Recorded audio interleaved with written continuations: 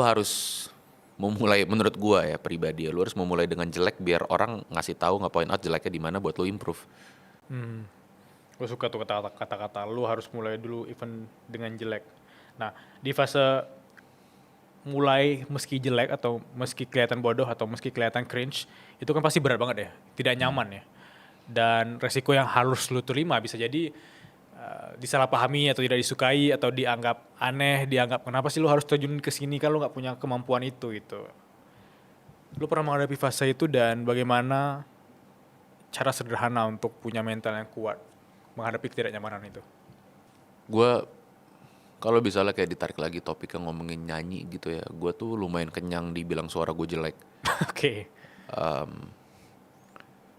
Cuman gue nggak pernah punya masalah sama itu ya. Gue tahu suara gue jelek dan poinnya itu. Karena gue tahu suara gue jelek.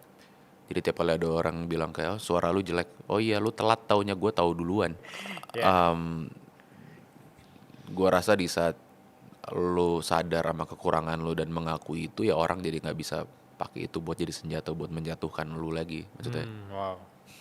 ya gue sadar gitu. Maksudnya gue banyak sadar dengan jelek, nggak cuman ngomongin nyanyi gitu, cuman gue banyak sadar dengan jelek-jeleknya semua, kurang-kurangnya semua output yang gue keluarkan selama beberapa tahun ke belakang.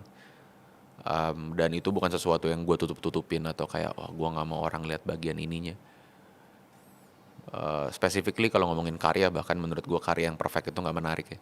Kayak yang bikin gue suka sama karya gue gitu, setidaknya di proses gue menciptakan itu dan di momen itu baru-baru rilis, bahwa karena dia nggak perfect sebenarnya, karena dia ada hal-hal yang pengen gue coba raih tapi nggak bisa gue raih di momen itu, dan ya gue biarkan yang terekam itu usaha gue meraihnya itu dan gagal gitu kadang-kadang.